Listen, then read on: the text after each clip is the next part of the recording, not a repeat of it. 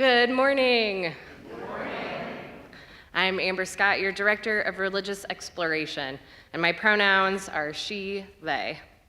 On behalf of the First Unitarian Universalist Church of Columbus, welcome to our Sunday service.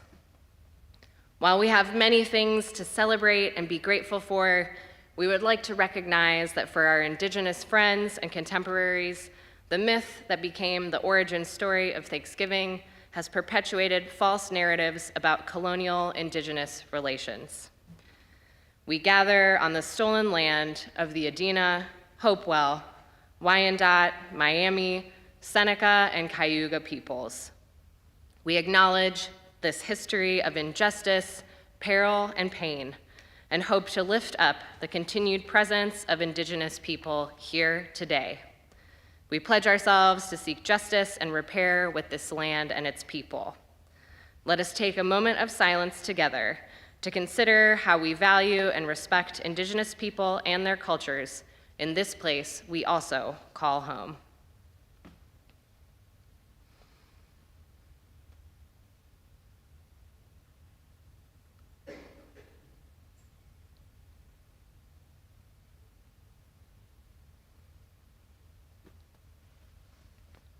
Please rise as you are willing and able to sing our opening hymn, number 347, Gather the Spirit.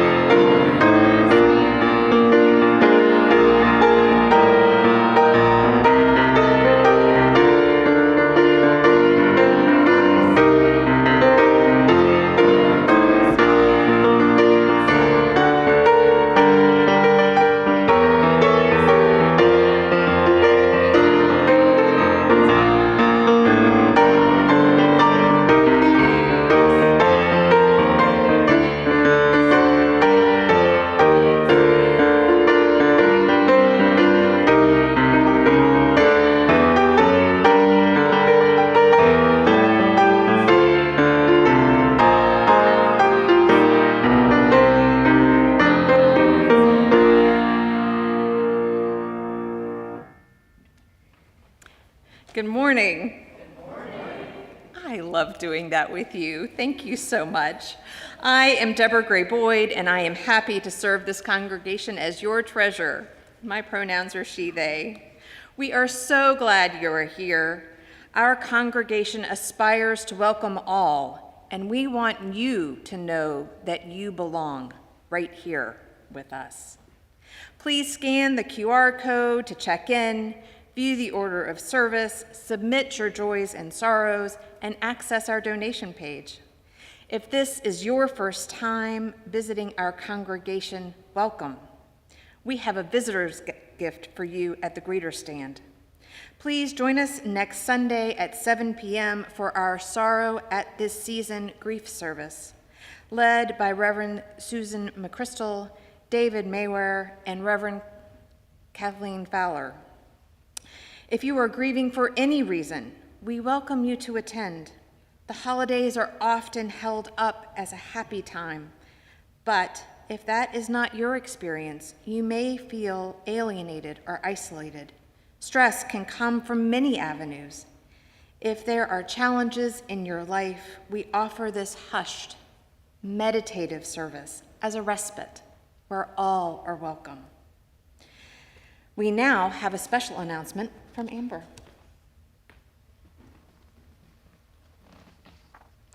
Red Oak Community School has released a statement in response to hate groups targeting their holodrag story time next Saturday.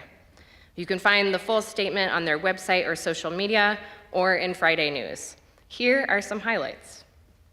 Red Oak is an independent, community-focused elementary school that focuses on the whole child and places high value on social-emotional learning. Much like First UU and SYC, Red Oak values social justice and inclusivity and believes that creating a more equitable world for all people requires us to begin this work at a young age. Hosting drag story time for the community promotes values in young children such as kindness, inclusivity, love, and understanding. Raising children with these values prevents bullying, hate, and fear of others later in life. It also helps normalize and celebrate the beautiful natural diversity of the gender spectrum. Plus, story time is fun. First UU staff and Red Oak leadership have met and continue to meet regularly regarding security plans and safety protocol for the event. While we cannot share details, we can say we have been in contact with federal and local officials and that we have a thorough safety plan in place that includes ample and appropriate security measures. The event, the school, and our congregation have received an outpouring of support, including from local community members and activists, from clergy and fellow UUs across the country, as well as formal support from the UUA trauma response team and our regional staff. We expect a large number of supporters to show up on Saturday. We ask you not to engage with protesters and to remain peaceful. This is an event for our children and families, and we want them to have a fun, safe, and enjoyable time. In-person tickets are sold out. And we encourage everyone to buy a live stream ticket or otherwise donate. Much like being gay, queer, or trans, protesting carries inherent risk. We respect the broad range of choices our community will make regarding Saturday. Thank you for your support.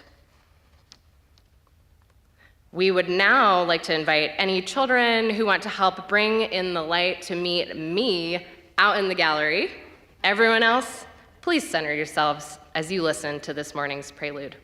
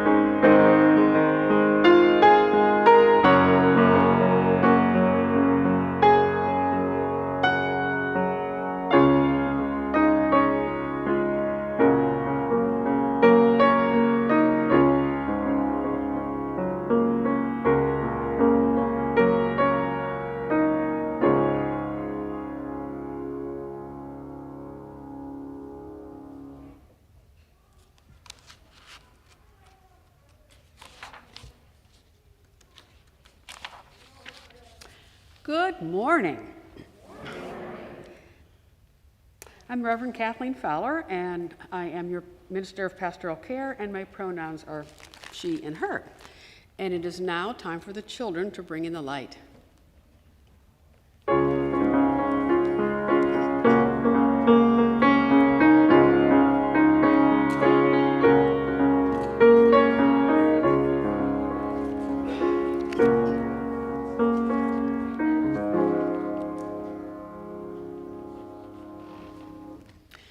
Today's chalice lighting is entitled Finding Our Dreams by queer, non-binary, Latinx UU minister Reverend Teresa I. Soto.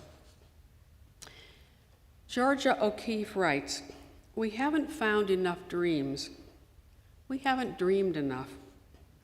The world makes many demands on your time, your skin, your heart, until you are left gasping and wondering if you will ever do enough, have enough, be enough. Stop your counting, measuring, and checking. You are enough. So much more than enough, made from the fragments of the galaxy. You do measure up. And to recover from doubt pressed upon you, the antidote for doubt is dreaming. All the dreams that call to you, lime green and frosted pink dreams, the other soft and tender dreams that run blue to gray, sky indistinguishable from lulling sea. The dreams that seem impossible, listen, that's their nature. If they have already happened, then they would be realities solid and smooth, like the round bone home of an unbroken egg. Be brave enough to name your dreams, nurture it, and allow the rhythm of your breath to bring your dreams to life."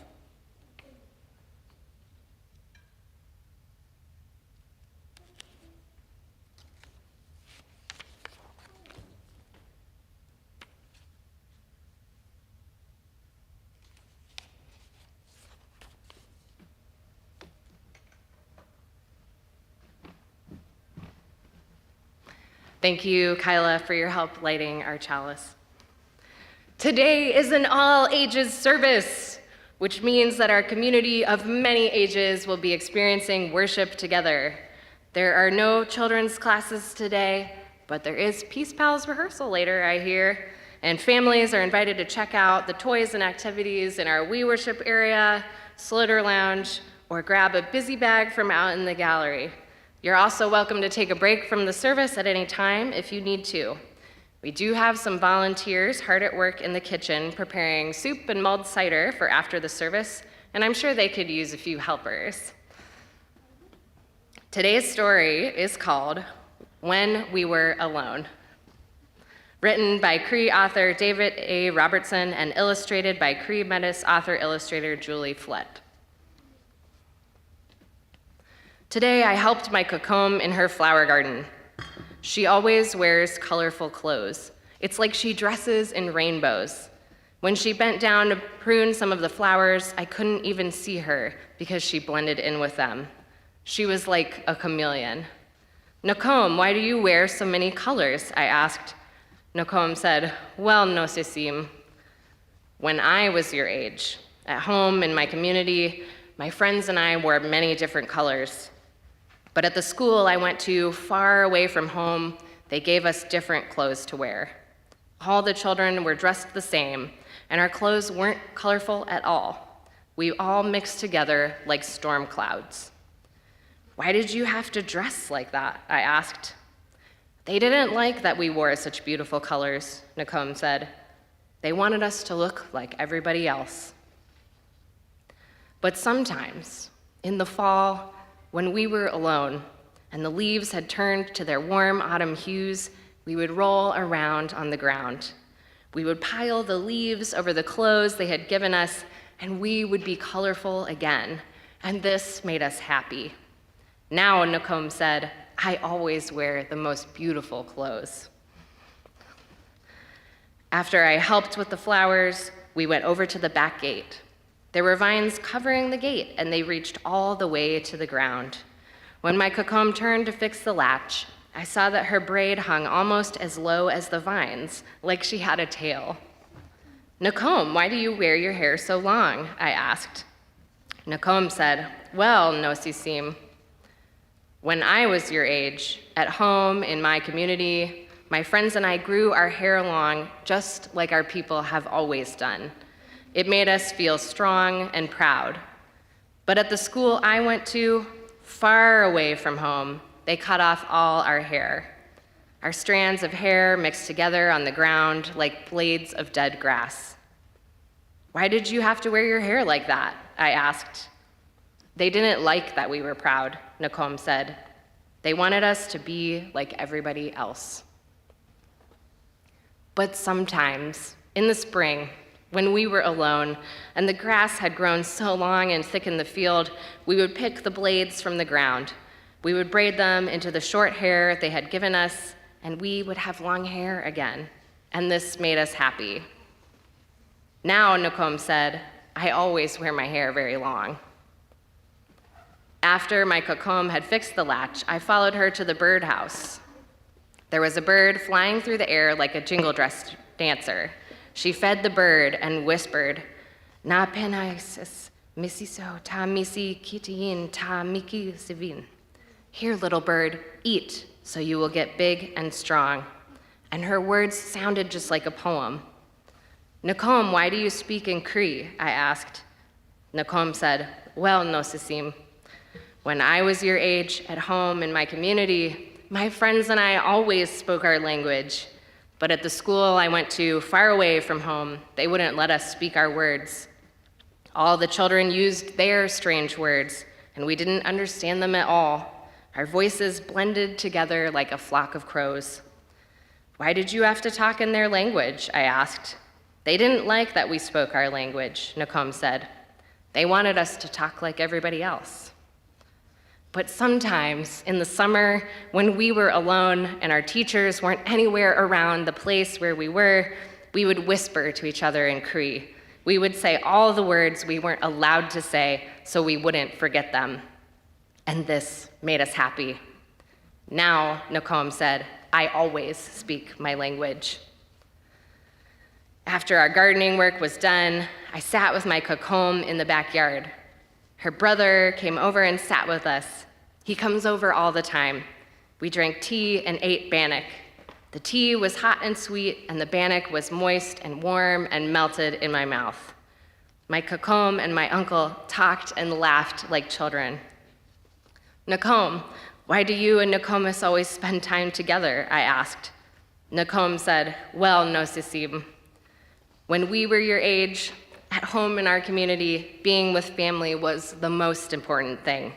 We played with each other, did chores together, and shared everything. But at the school I went to, far away from home, they wouldn't let us be together. My brother and I were separated like day and night." "Why were you and Nokomis separated?" I asked. "They didn't like when we were with family," Nakom said, "because when we were together, we thought too much about home. But sometimes, in the winter, when we were alone and we were sure nobody could see us, we would find each other. We would take off our mitts, and in the crisp, cold air, we would hold hands so we could be with each other. And this made us happy." "Now," Nakom said, as she reached over and held my uncle's hand and mine, "I am always with my family." The end. In this story, Indigenous children separated from their families and sent to residential schools found moments to cultivate joy and preserve their traditions despite difficult circumstances.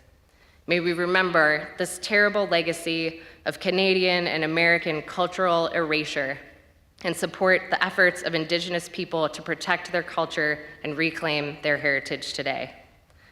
I now invite the congregation to stand as you are willing and able, and to form a sheltering arc of love as we sing our young people back to their seats and back to their families.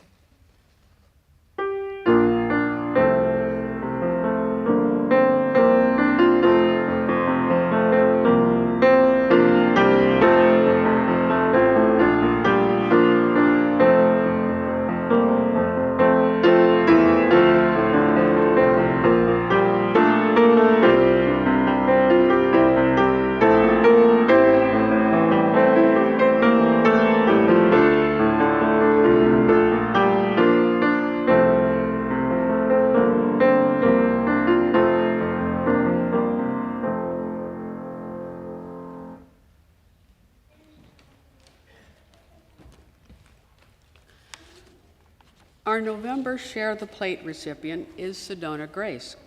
Sedona Grace keeps pets with their families by providing pet food to local food pantries so everyone can have food in their bowls. Special thanks to those who have already contributed by bringing cat or dog food to the jam table this month.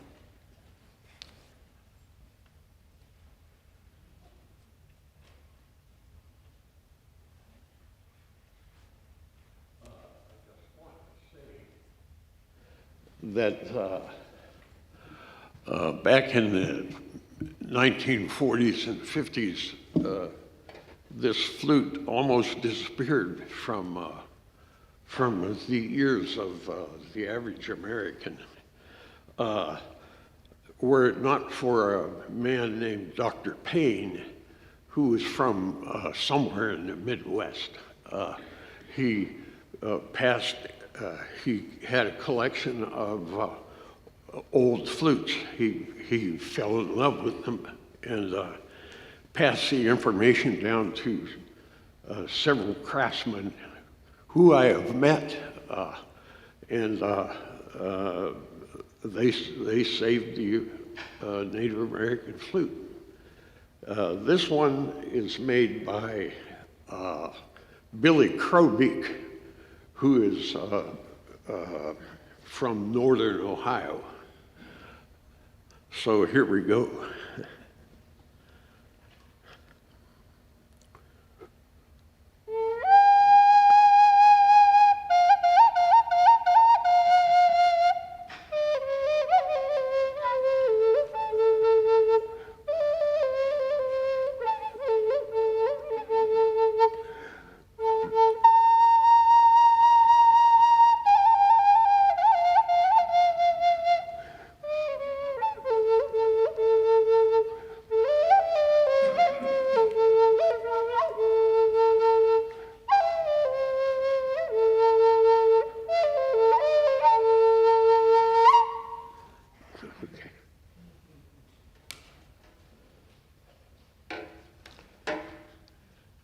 This flute has been made by a fellow by the name of Cullen Peterson. I should have said that this flute was made basically with apple wood, apple. This flute is made from Port Orford cedar, it's called. It is really not a cedar, it is I have it written here and can't read it.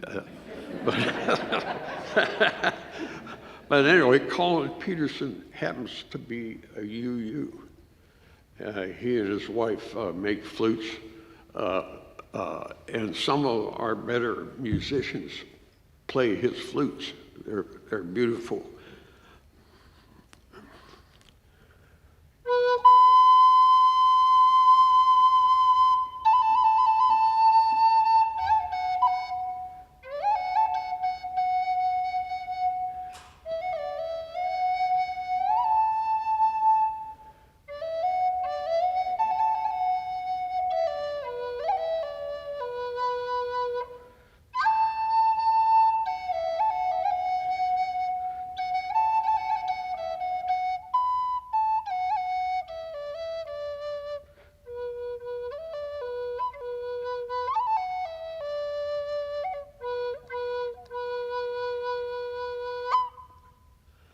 Okay, that's all.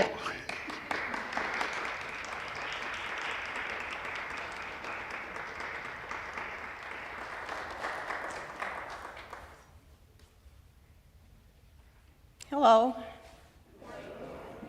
My name is Denise DeShane. My pronouns are she, hers. I'm going to talk briefly about different aspects of finding joy. My wife, Helene Rusi, and I have been members of First UU for 27 years. Joining right after our first child, Shane Rusi, was born. It was followed in a few years by the birth of Gus Rusi. About 2 years ago, around our fire pit, Gus told us that she was now a trans woman and that her new name was August. Shane asked, "Does that mean I have a sister now?" "Yes." Shane said, "Awesome." One of the joys of our lives has been joining this church community and enrolling our children in SYC and in religious exploration classes. Shane, who's here today, has signed the Spirit of Life since he was about 4 years old. It brings him great joy, and he will be interpreting the song this morning. I grew up in a small town in New Hampshire where I enjoyed being part of a large, close, extended family on both sides. For me, it was like being in a giant womb. As kids, my sister and brother and I had 14 aunts and uncles with genetics that were not conducive to longevity. However, we did have 3 aunts who outlived their spouses and siblings by decades. For example, my wonderful godmother, Aunt Lou, lived nearly to be 101. And until a few weeks before her death, she created personalized birthday cards and other greeting cards from scratch. These are treasures. Aunt Lou and the other 2 aunts, Lil and Lorraine, were known for their lightheartedness, sense of humor, and joy in life, joie de vivre. This great ability to be lighthearted is what Helene and I call having happy-go-lucky points. And not that these aunts had easy lives by any means. These 3 aunts have always been my role models. This brings to mind the Harvard longevity study, which followed men for 80 years, and the title of the study is The Bottom Line. Good genes are nice, but joy is better. In my work, I had the honor and privilege to be a psychiatrist. This was tough work with a lot of responsibility and often with high acuity. When I retired from Ohio State University Student Counseling Center about 2 years ago, I anticipated that I would miss seeing student patients most of all. But I was very surprised to find out that I was actually relieved with not having the responsibility of keeping my patients alive and doing well. I found that what I missed the most were my colleagues. On an especially challenging day, I would take a break, walk around the halls, greeting anyone who had their door open. There was always someone who returned a smile and a bright greeting, which always lifted my spirits. Also, at the counseling center, there was a lunchroom that had an upbeat atmosphere, and that was a lot of fun. The lunchroom was a mood changer and was affectionately known as the empathy-free zone. I realized a few weeks ago that the things I do now that bring joy are pretty much the same as I did in childhood.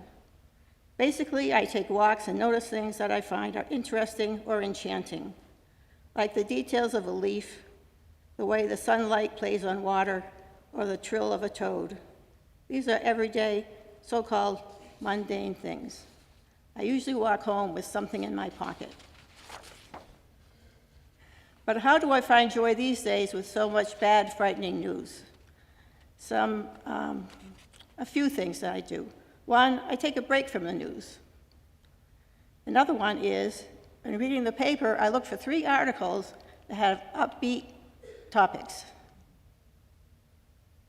I also share daily cartoons with friends and family via texting. I also make little things and give them away, because when we give things to other people, that increases our own well-being as well as the recipient. So that's it. Thank you for your attention. Joy is personal. I know you can find yours. I hope you found something helpful or at least humorous in this talk. Thank you. Okay.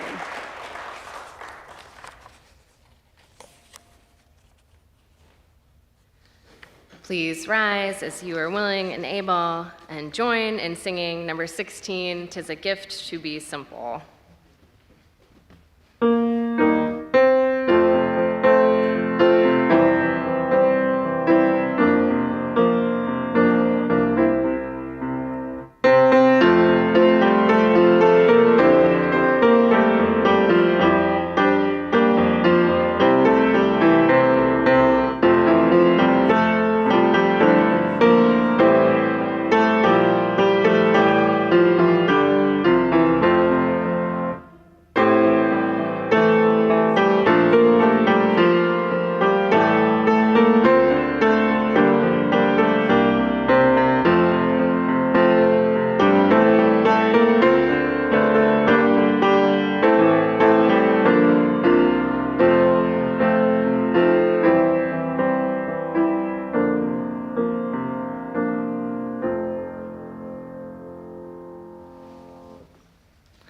All right, now it's time to make some soup together.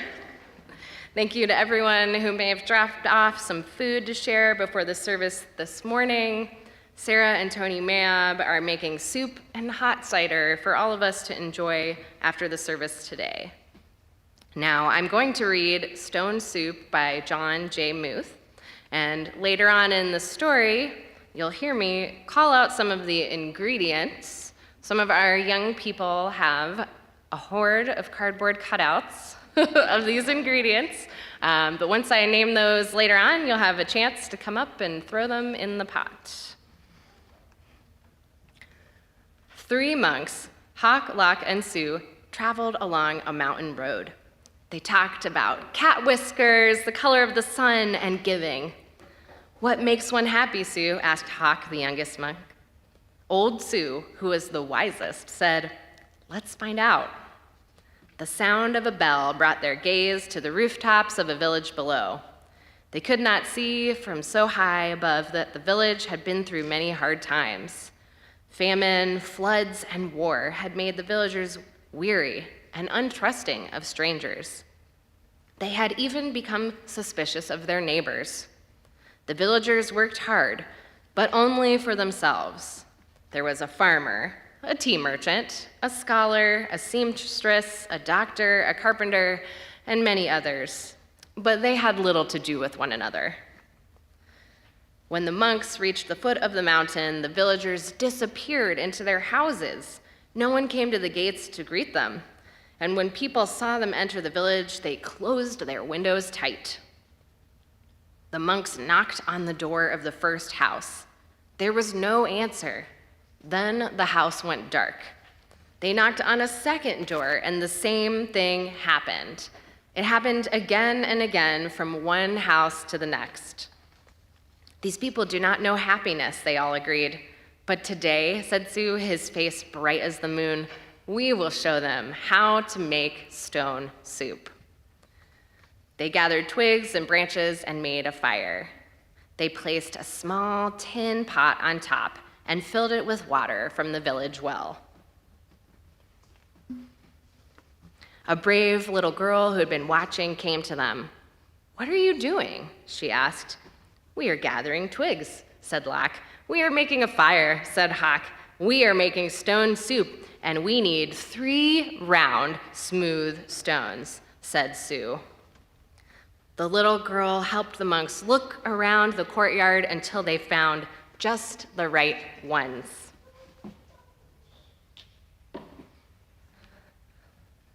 And then they put them in the water to cook. "These stones will make excellent soup. But this very small pot won't make much, I'm afraid." "My mother has a bigger pot," said the girl. The little girl ran home. As she started to take a pot, her mother asked what she was doing. "The 3 strangers are making soup from stones," she said. "They need our biggest pot." Said the girl's mother. "Stones are easy to come by. I'd like to learn how to do that."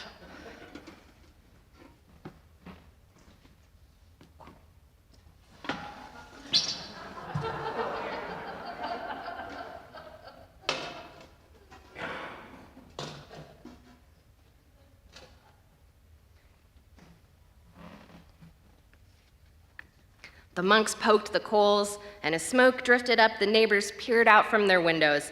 The fire and the large pot in the middle of the village was a true curiosity. One by one, the people of the village came out to see just what this stone soup was. Of course, old-style stone soup should be well seasoned with salt and pepper, said Hawk. "That is true," said Lock as he stirred the giant pot filled with water and stones. "But we have none." "I have some salt and pepper," said the scholar, his eyes big with curiosity. He disappeared and came back with salt and pepper and even a few other spices. "If you have the salt and pepper, come on down."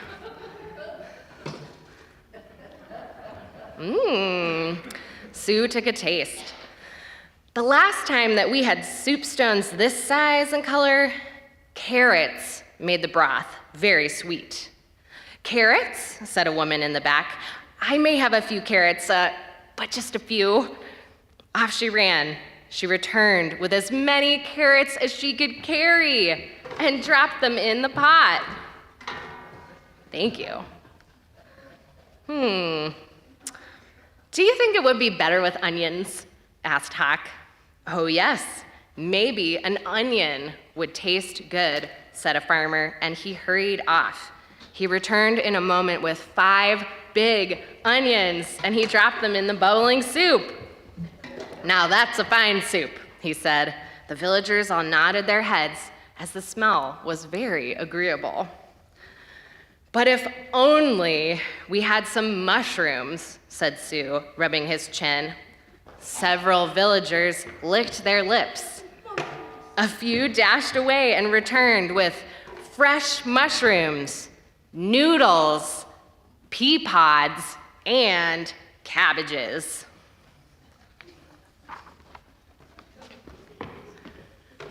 Something magical began to happen among the villagers. As each person opened their hearts to give, the next person gave even more. And as this happened, the soup grew richer and smelled more delicious. I imagine the emperor would suggest we add dumplings, said one villager. And bean curd, said another.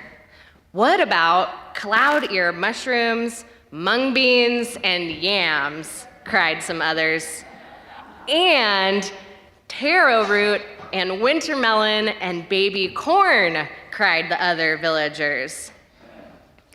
Garlic, ginger root, soy sauce, lily buds. I have some, people cried out, and off they ran, returning with all they could carry. If you've got dumplings, bean curd, cloud ear, yams, taro root, winter melon, baby corn, garlic, ginger, soy sauce, lily buds, mushrooms, noodles, pea pods, cabbages, onions, carrots, or salt and pepper, come on down. The monks stirred and the pot bubbled. How good it smelled, how good it would taste, and how giving the villagers had become. At last, the soup was ready. The villagers gathered together. They brought rice and steamed buns. They brought lychee nuts and sweet cakes, tea to drink, and they lit lanterns. Everyone sat down to eat. They had not been together for a feast like this for as long as anyone could remember. After the banquet, they told stories, sang songs, and celebrated long into the night. Then they unlocked their doors and took the monks into their homes and gave them very comfortable places to sleep. In the gentle spring morning, everyone gathered together near the willows to say farewell.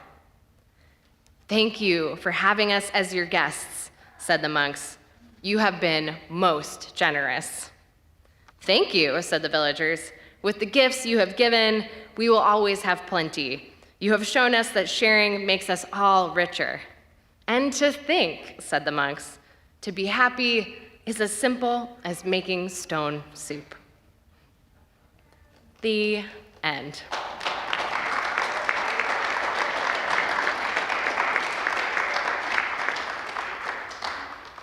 In this story, 3 clever monks teach a whole village about generosity, gratitude, and joy. Together, we can accomplish more than we are able to apart. Please rise as you are willing and able and join in singing number 1010, Oh, We Give Thanks.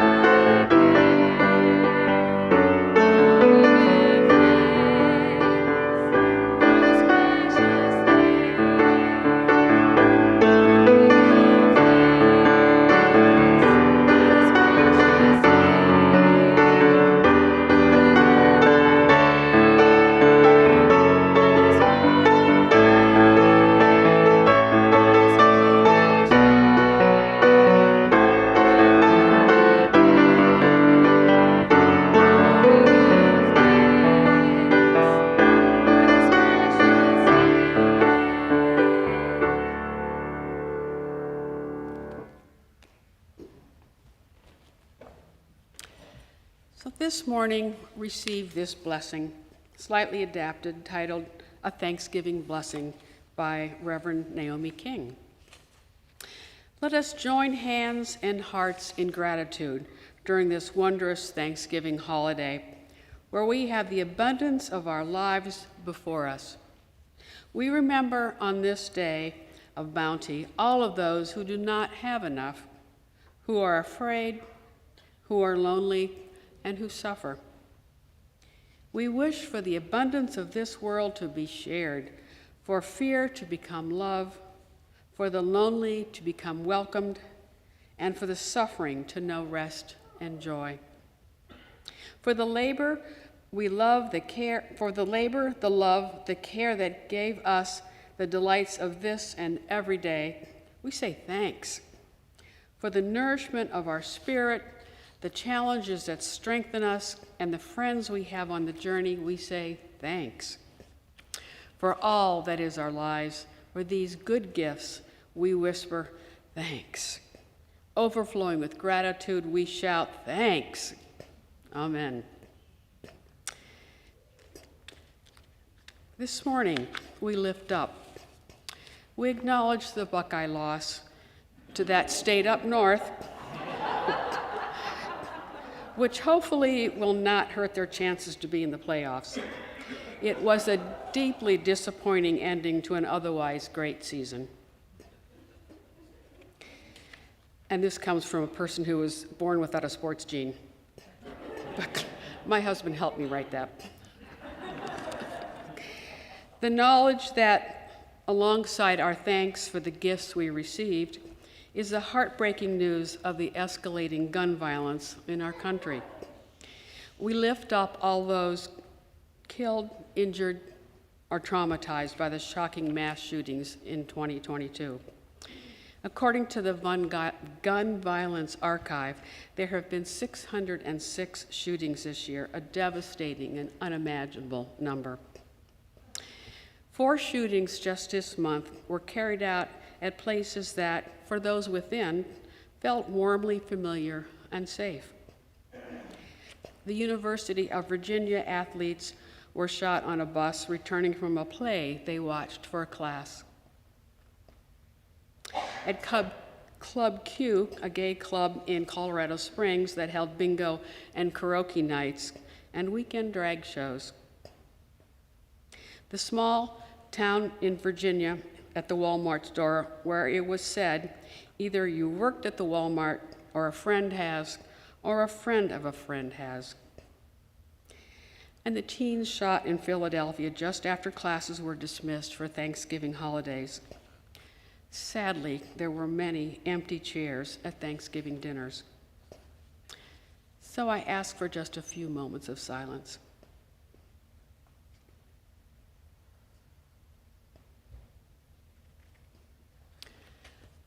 On an uplifting note, we hold up the many attractions going on in Columbus currently that may lift your spirits. Franklin Park Conservatory has Conservatory Aglow. Wild Lights is in full swing at the zoo. Legoland Columbus Discovery Center is at Easton Park Center. Butch Bando's Fantasy of Lights is at Alum Creek Park Campgrounds. Wonder Lights Christmas in Hartford, Ohio. The Holiday Lights at the Columbus Commons, or make cocoa and cookies kits for the Broad Street Food Pantry.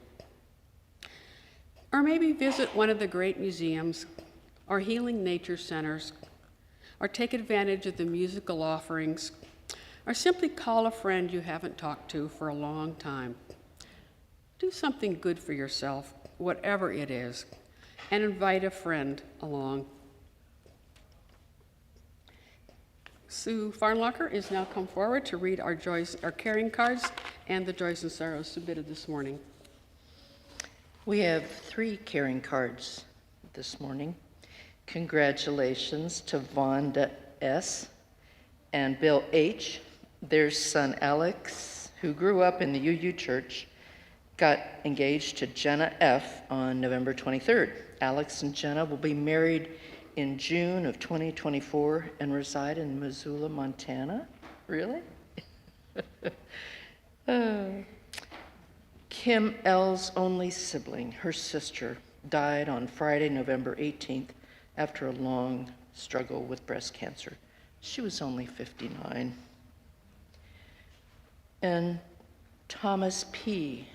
also sent a card this morning asking for the safety of Red Oak kids, staff, and all of us in the community who are going to be rallying around them in the event that there is a really, a protest. So we pray for their safety. Please visit the caring table in Beach Hall. After the service each week, we sign cards to say hello to our to sign these cards. Even if you don't know these people, it means a great deal. I know it has to me in the past. And now, that is it.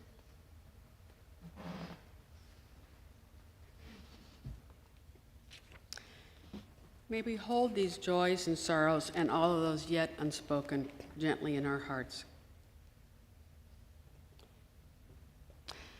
As I ring our temple bell, I invite you into a moment of shared silence to reflect, imagine, pray, or simply breathe.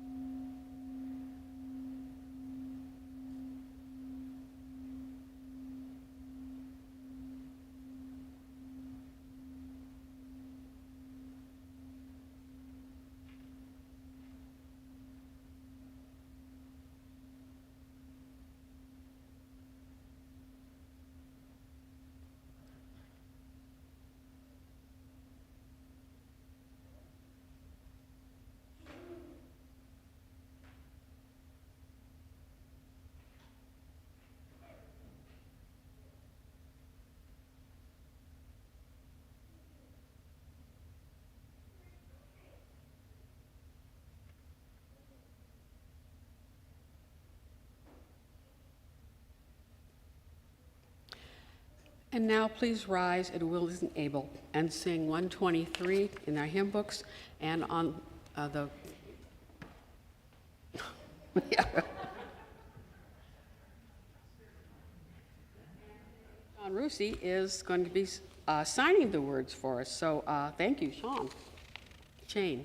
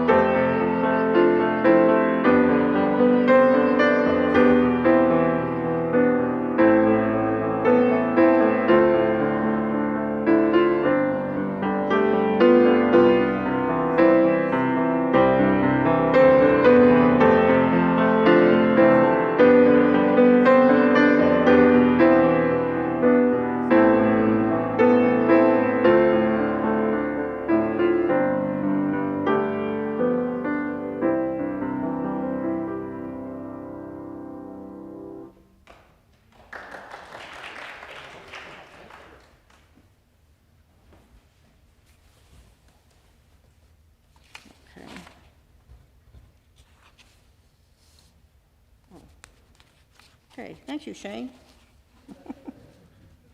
Our closing words are entitled, "Boldly You Must Hang Your Light," by Reverend Teresa I. Soto, non-binary, queer, Latinx UU minister. If I sent you a text, it would say simply, "I have good news." Would you text me back?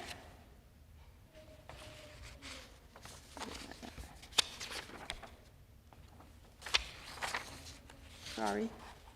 If I sent you a note on my very best note card with a sticker and a postage stamp that said, "You are not going to believe this," in a way meant to allow you to suspend some disbelief, not tease you for being skeptical, would you read the inside? You are used to casual mentions of a place where you belong: faith, ethics, love in action. But what if more were possible? What if you had a sign, a garish neon ringing with enthusiasm, the occasional blink, and an ongoing buzz, zapper buzz? You are the oasis. You are the hospital for broken hearts. Whatever it is that keeps you shy, reserved, appropriate in telling where it is that folks can belong and grow back their injured hearts, it is worth the challenge. Grow unashamed at your own healing and connection. Grow proud of your diligence in keeping mutually dependent promises. Grow affectionate and supportive towards your community, even though it is imperfect. But most of all, be foolish for love, tender-hearted love, and bold for love. Boldly, you must hang your light, neon buzzing bright. And do not be chagrined when your light blinks. It is a silent song of yes, you are welcome here. Boldly give your love and arrive at your joy.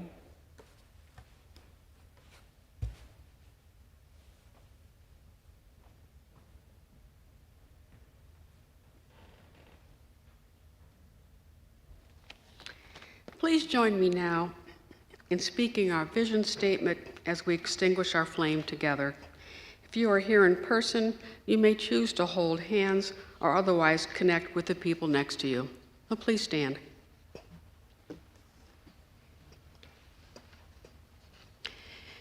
We extinguish this flame, but not the light of vision. As we go forth, let us heal and transform ourselves and the world through reason and love. Our chalice is extinguished.